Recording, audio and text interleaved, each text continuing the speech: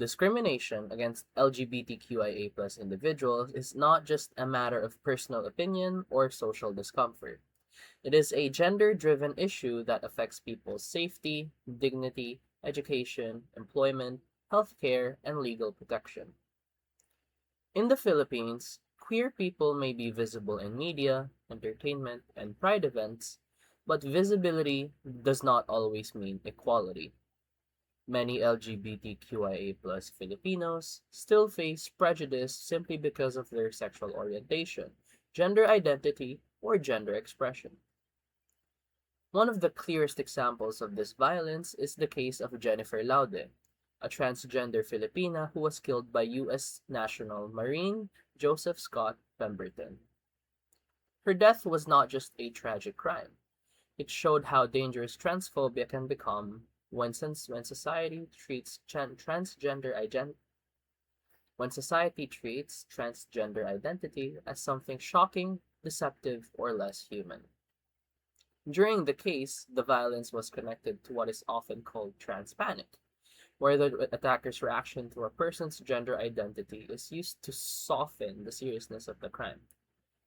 Pemberton was eventually convicted of homicide instead of what he actually did, murder, and later he was granted an absolute pardon by President Duterte himself after serving only 6 years.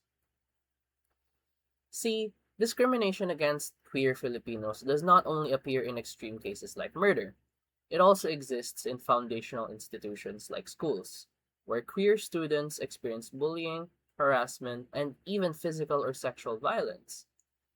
This matters because schools are supposed to be the safe spaces where young people learn, grow, and develop respect for others.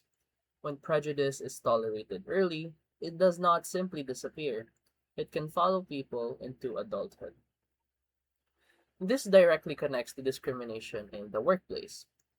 Queer adults may experience underemployment, unstable jobs, limited hours, fewer promotions, or work that does not match their qualifications. The discrimination that begins in classrooms can later become discrimination in hiring, employment, and professional opportunities. The same harmful attitudes learned at a young age can eventually shape workplaces, businesses, and institutions. Underlying this is the deepest problem possible, that the Philippines still lacks a comprehensive national law protecting queer people from discrimination. The SOGIA Equality Bill has faced political resistance for decades, even though it directly addresses the need for equal protection.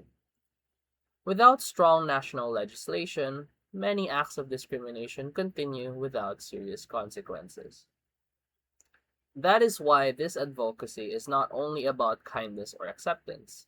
It is about justice, accountability, and human rights.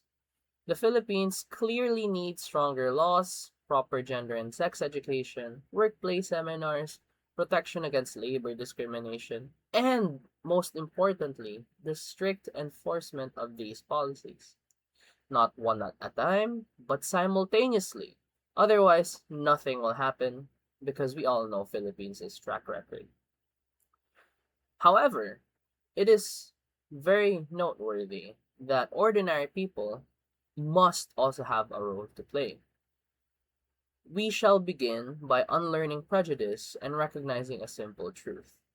Queer people are human beings, and because they are human beings, they deserve equally the same rights, respect, and dignity as everyone else.